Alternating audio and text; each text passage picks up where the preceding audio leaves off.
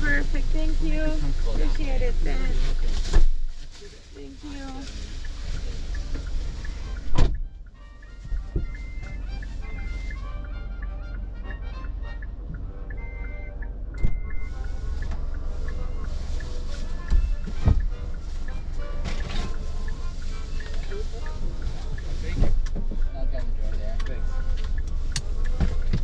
Súper amable el señor. Sí, yo ando con adelante. ¿Ah?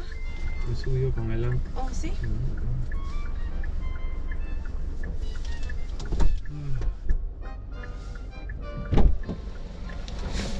Hello. How are you two? Good. I just finished dropping someone off, and Oh, okay. so I was in the neighborhood and I thought, oh. I think that I saw you when you passed. I passed by earlier and I thought, oh, they may be waiting for an Uber, and then I came back. We was waiting for an Uber, but I was just like somewhere very far away, and it doesn't move. Yeah. We was waiting Interesting. and we canceled that. So you canceled and tried it again. Yeah. Oh, I understand. And it just so happened that there I was. Yeah. So I'm guessing you're not Luis. No. You're Luis. Me. Luis and Rosa. I was gonna guess Rosa. I was not gonna guess Rosa. My Where name. are you from? I'm from Ethiopia. Ethiopia. I think that we met before. Have we? Yeah. Oh. Yeah, but We are from Venezuela. Venezuela. You know, We were I talking think about. I stuff. remember once upon a time. Yeah. You have a good memory, Luis. Yeah. Rosa was not here before though. It's just you No, and it me. was just me. Actually, I was coming from her work. From her work, Coming okay. From Chinooks and Ah, and I think I remember this now. yeah. And what do you do for work again? I do music. Music. You're like an artist. I remember this now. Yeah. I'm happy to meet you again, Lewis.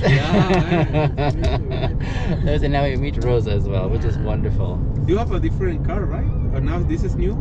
This is the same one as before. Okay, It is. okay. I did have another one. This is a long time ago, though. Maybe a year and a half ago, I had a smaller car. Oh, okay. But I don't think that's when we met. I think it was more recent. It was the same. Like maybe the last couple of months. So Yeah. this would be the same car. Yes, I only have one vehicle. Yeah. That's Some good. have a whole, you know how ladies will have, for example, lots of shoes in the wardrobe, or maybe it's purses that they like, Yeah. or clothes. Some have cars in their driveway. And that's what they collect. Yeah. I'm not one of those. Me too, man. I don't think that. We're not at that level of income, no. And even if I could afford it, I'm not sure if I would invest in cars. No. That's not my jam. What would you invest in, Rosa, if you had that kind of money? Me? Yes. Close. Clothes? Do you like clothes? Everything is so uncertain right now that I really don't know if I will invest or anything. I'm taking away the uncertainty. If there was no Okay, uncertainty. I will invest if you- in traveling with my family. Ah, okay. Like Yeah. doing memories, making memories. Yeah. Okay, that's a very good answer that a lot of people have the same. I think it's maybe our age group that has that feeling of invest in memories and experiences more than in things, right? Yeah. Exactly. How about you? The same thing. Same thing. Maybe I buy a fancy car. Okay. And what fancy car would you buy? don't Rosa's know. I like, am not. I don't. see, I don't know. I know. Really simple. I make a lot of videos online about my job as an Uber driver. One of the questions that they'll ask me is, what's your favorite car? So I'll tell my favorite car. And it's not that I know much about cars, but I just know what I like and what I don't like. Exactly. And so this one time, it went unexpectedly in a different way, where they asked me, what's your favorite car? I said, oh, it's this vehicle here. And they said, please, we want to start contributing towards you having this favorite car. And I said, that's very kind, but no. No, because this is a very expensive car, and I can't afford that kind of expensive car, and it would be very much a mismatch in my lifestyle. Here's the thing, I said, if you were to try and buy me this car, only I would enjoy it. You guys can't even access this car. How about if you think about something else that everyone can enjoy? Maybe if, like, for example, I do a podcast. So if I do a podcast, you can contribute to like my equipment, and then everyone can listen to my podcast. That would be helpful, or something like that, right? But that's amazing. The experience that we can have. I think so. With learning from others. Absolutely. And so the previous rider that I had earlier, we had another conversation. We were driving by a beautiful neighborhood, and she said, these houses, I wonder, she says, if they're just trying to show off with all their beautiful. And I said, I wouldn't necessarily agree, because for some people, they may have interests that are expensive. For example, I remember driving a young youth one time. He was wearing $400 pairs of jeans, a $300 hat. Wow. Like, he had all these clothes in his wardrobe, and he spends the top of the model brand. You know, this is what he goes for. And I said, me, I like looking good, but I won't spend any money on new clothes. You know, this is from used store. Like, I'm gonna buy something that I look good in, but I won't spend a lot of money on it. Exactly. So that's not my jam, but I can understand his perspective, where he's like, this is what makes me happy. So in reference to like these people who have beautiful homes or cars or so on like that, it may be easier, I told her, to say, I think they have intentions that aren't good, because that's all we see.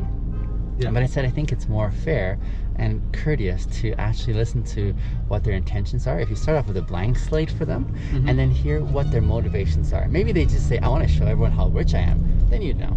Then you heard it from them. Yeah. But maybe they're saying, I've actually always dreamed of having a home like this, and this is what brings me greatest fulfillment in life, to have this kind of experience in life that I had to work very hard at, and I had to like earn this.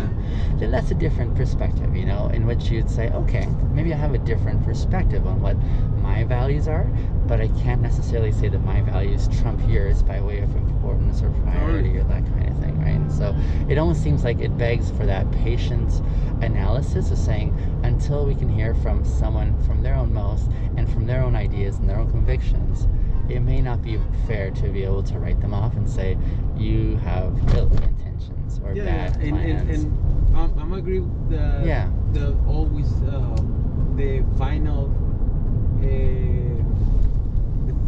thing that when you have material stuff is that to show that to other person, to other people, right? That to me is like that's the whole, you know, you can afford it. Okay, I have this because I can afford it. Okay, but what is the purpose? Sometimes what because I say I like, if I have a bunch of money, I want to try a Tesla or something like that. You know, like I don't know. I like technology. Yeah, me too. It's mostly the materialistic stuff is not only material. My opinion is this. Oh, look what I have. I have to show that to people. When I'm being a musician, playing in a house, is like I was gonna rich people like they open the house and they start giving a tour to the people, showing the house what in any sense. Yeah. That's the final. I've been saying that's the final thing. Yes. This just this. I have this. Yes. This I bought it from Africa. This is I brought this from whatever Asia. Yeah. You know. Yeah. It's so that's this kind of the final assessment, really. Exactly. Yeah. The final point. Yeah. Right.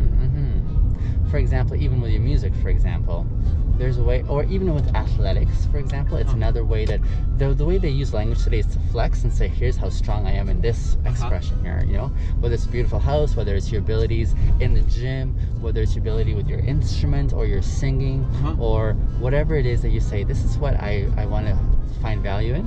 Do you use it in such a way where it's currency to show someone else how insufficient they are, or do you use it in a way to build up the community?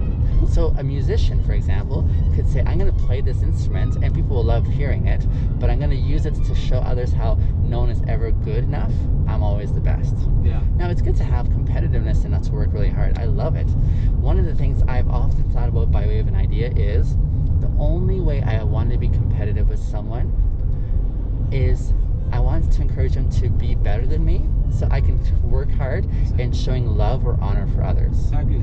And when we do that, and we do it from a genuine place of, hey, how can we treat each other better than we're treated? Like, how can we up that level or that bar of showing honor for other people? And do it from a genuine heart that says, hey, how can I really be a good person and encourage and inspire you to also be the same? That's a really happy competition there. But if it's the kind where I say, I'm going to be the best person to everyone else so I can show how bad you are, then you show your true intention there, which is really pure and honest, right? I think everything depends of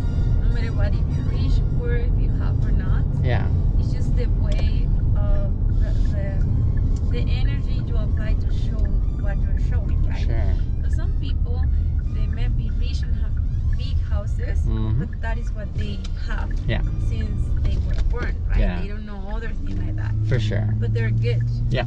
You know what I mean? For sure. Some others just don't. Like we met people, know people that they may have, that we know they may have a lot of money. Yes. But they're the simplest, easiest person ever. Yeah. So it's just depending of what you want to be.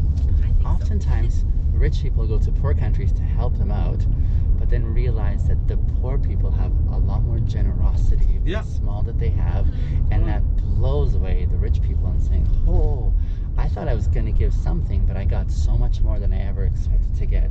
And that's something that they got was intangible. It wasn't money, it wasn't the wealth, but it was actually an expression of humanity that says, you're like me. How can I show you love that affirms your existence? I love that expression. Yeah, totally. And after, at the end, next one because this one is closed. Thank you.